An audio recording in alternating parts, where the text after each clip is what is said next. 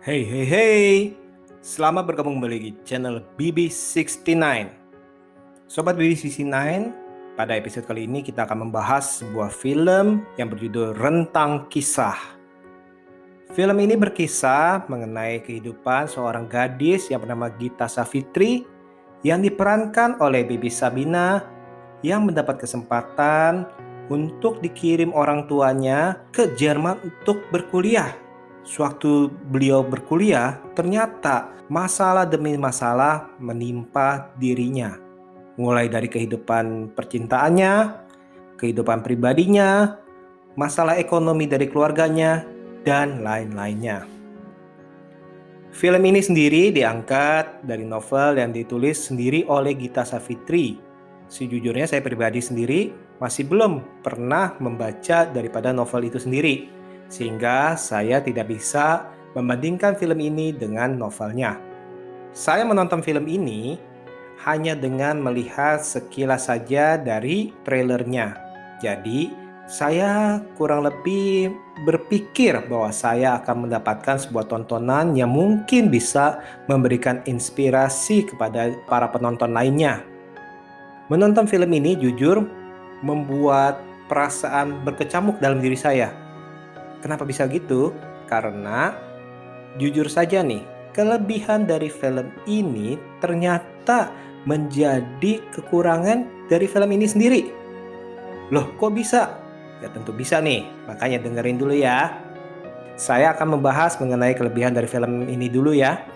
Kelebihan dari film ini adalah yang pertama, film ini mempunyai banyak sekali pesan yang ingin disampaikan kepada para penonton.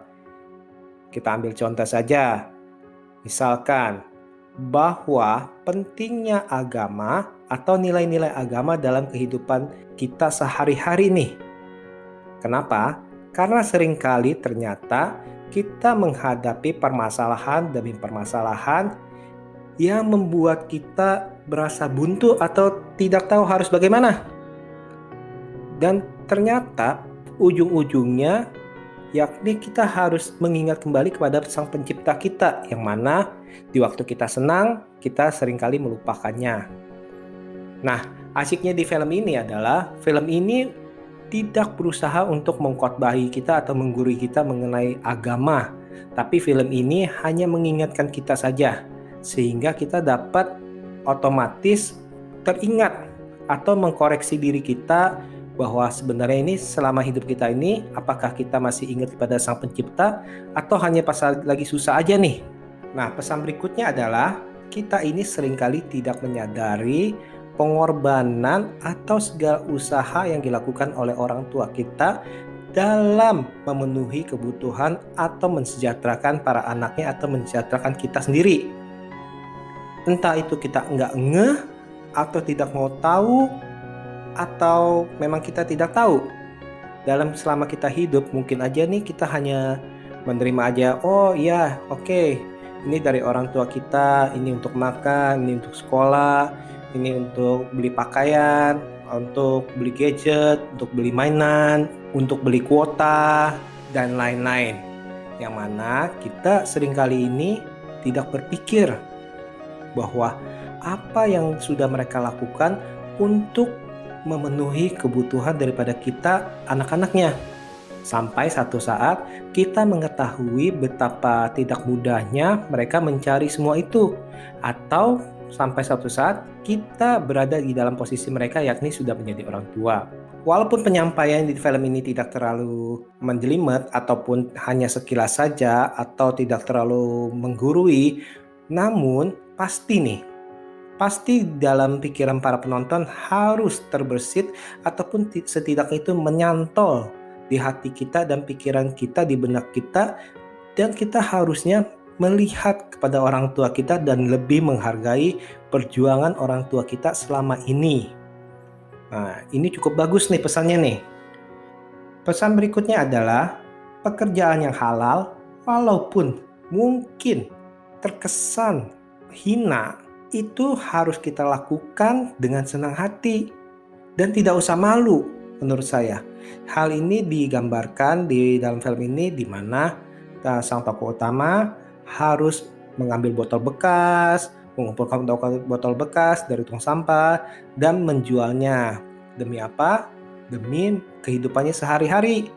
Selain itu juga bekerja di rumah makan sebagai pelayan, mungkin aja yang sebelumnya tidak terbersit atau sebelumnya itu malah tanda kutip merasa, ih itu kok pekerjaannya seperti itu. Namun bila itu kita suatu saat harus melakukannya, saya rasa itu tidak perlu malu dan selama itu halal, saya rasa itu why not? Oleh sebab itu, jangan sekali-sekali kita memandang rendah mereka yang memang mempunyai pekerjaan seperti itu. Karena kita tidak tahu kapan nih roda itu akan berputar. Kapan kita berada di atas ataupun kapan kita berada di bawah. Karena namanya kehidupan pasti mempunyai alur seperti itu, seperti roda yang akan berputar. Berikutnya pesannya adalah bahwa tidak jarang atau bahkan seringkali nih para pelajar maupun para pekerja yang harus pindah ke luar negeri ataupun keluar kota nih mengalami apa yang disebut culture shock, di mana ternyata budaya, kebiasaan, etos kerja, etos belajar daripada mereka itu berbeda di tempat asal kita. Hal ini tidak jarang membuat orang-orang menjadi stres atau tertekan, bahkan sampai putus asa. Inilah yang dituntut sebagai adaptasi. Dan seperti yang kita ketahui, tidak semua orang itu dapat beradaptasi dengan cepat. Ada berbagai macam orang yang mungkin aja beradaptasi cukup lambat atau sangat lambat. Dan disinilah, di momen inilah diperlukannya sebuah komunitas di mana tempat-tempat orang-orang yang mungkin sedaerah atau orang-orang yang senegara, di mana mereka pasti mempunyai atau yang sudah melewati permasalahan yang kita hadapi. Di dalam komunitas ini kita bisa saling membantu, saling mendukung agar tidak menjadi stres.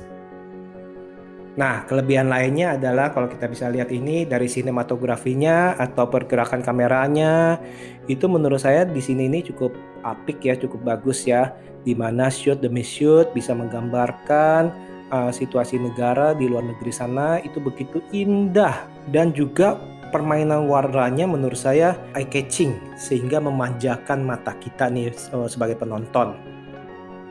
Untuk para pemainnya sendiri menurut saya cukup apik ya. Kayak si Baby Sabina yang memerankan Gina Savitri Devi. Beliau ini sangat cocok menggambarkan sebagai seorang remaja putri yang baru berkuliah dan harus melewati segala permasalahan sampai beliau ini menjadi dewasa.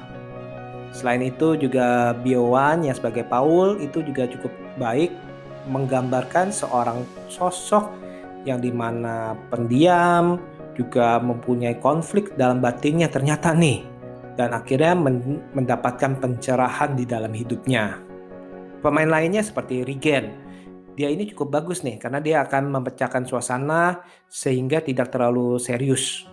Ada juga si Aci Resti sebagai pegawai cateringnya. Nah, dia juga bermain juga walaupun sebentar, tapi celutukan-celutukannya itu menurut saya sih cukup menghibur ya. Pemain yang paling cemerlang menurut saya ini adalah tidak lain dan tidak bukan si Cut Mini. Kenapa? Karena Mbak Cut Mini ini benar-benar sangat maksimal bermainnya. Walaupun mungkin durasinya itu tidak terlalu panjang, tidak terlalu banyak. Tapi dia itu sangat baik loh, sangat apik sekali memainkan sosok ibu. Ya memang kalau dari riwayatnya beliau itu memang bukan pemain sore ya, karena beliau itu sudah bermain dalam berbagai film dan memainkan perannya itu bisa sebagai ibu yang galak, sebagai ibu yang bijaksana dan lain-lain itu memang sudah terbukti. Oke, tadi kan kita udah ngomong hal yang positif atau kelebihan daripada film ini. Nah, sekarang kita akan masuk ke kekurangan dari film ini. Kekurangan dari film ini adalah yang terbesar adalah mengenai skenario dari film ini. Kenapa? Karena film ini begitu banyak ingin menyampaikan hal di dalam kehidupan daripada sang tokoh, namun dengan durasi yang mungkin terbatas. Jadi seolah-olah itu dipaksakan, disumpelin nih. Baik itu saya mau masukin dari nilai-nilai agama, saya mau masukin dari pengorbanan orang tua, saya mau masukin dari pekerjaan yang dari bawah, yang hina dan lain-lain, saya mau masukin dari culture shocknya, saya mau masukin dari permasalahan cintanya dan lain-lain. Itu dipaksa menjadi satu tontonan yang ternyata akhirnya itu hanya sekilas-kilas saja, sehingga cukup sangat disayangkan bahwa pesan-pesan itu tidak ada yang dimaksimalkan. Apakah itu menjadi masalah? Bisa ya, bisa enggak. Bisa enggak, kenapa? Karena walaupun hanya sekilas kita pasti akan nyantol. Menjadi masalah, kenapa? Karena bagi saya itu sangat sayang nih kenapa tidak pilih salah satu aja atau dua permasalahan yang sangat hakiki dan itu ditonjolkan. Misalkan apakah itu permasalahan mengenai orang tuanya yang berjuang, atau ini permasalahannya mengenai perjuangan dia selama di Jerman sedangkan orang tuanya itu sedang kesulitan ekonomi. Nah itu kan bisa tuh, dua itu bisa digambarkan. Tapi ini sayang itu sepertinya ingin menampilkan semuanya sehingga tidak terfokus. Dan yang diperparah lagi adalah mengenai rentang waktu atau masa yang sedang kita lihat atau kita tonton nih. Kita nggak tahu nih, ini kita tahun berapa, terus ini sudah berapa tahun, ini kapan nih tiba-tiba udah ulang tahun, tiba-tiba udah lulus. Nah kita nggak tahu nih rentang waktunya itu berapa tahun yang sudah dilalui. Nah hal ini menjadi masalah karena kita menonton hanya dalam berapa puluh menit aja dan tiba-tiba udah seperti itu. Itu sih yang menurut saya yang paling bermasalah tuh. Sayang sekali sih, coba skenario-nya lebih dimatangkan dan pilih aja mau fokusnya di mana dan mulai untuk dikembangkan.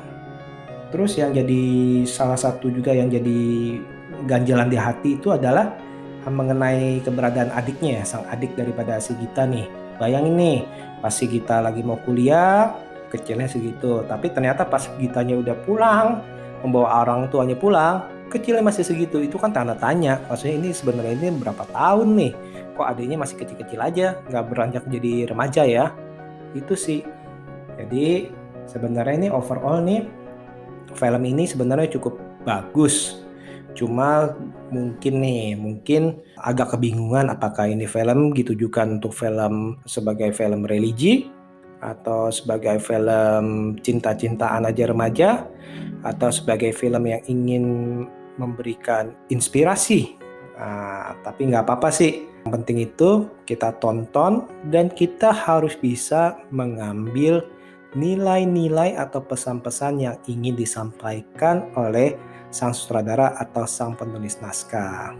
Menurut kalian gimana nih dari film ini? Apakah film ini cukup menginspirasi ataukah cukup relate dengan diri kalian nih? Silahkan tulis di kolom komentar ya. Oke deh, saya rasa sekian dulu pembahasan kali ini. Jangan lupa dengarkan pembahasan-pembahasan lainnya tentunya dengan tema yang berbeda. Bila Anda menyukai channel kami, silakan subscribe dan follow. Dan mungkin ada tombol notifikasi, silakan Anda pencet tombol notifikasi tersebut. Oke, saya rasa sekian dulu. See you.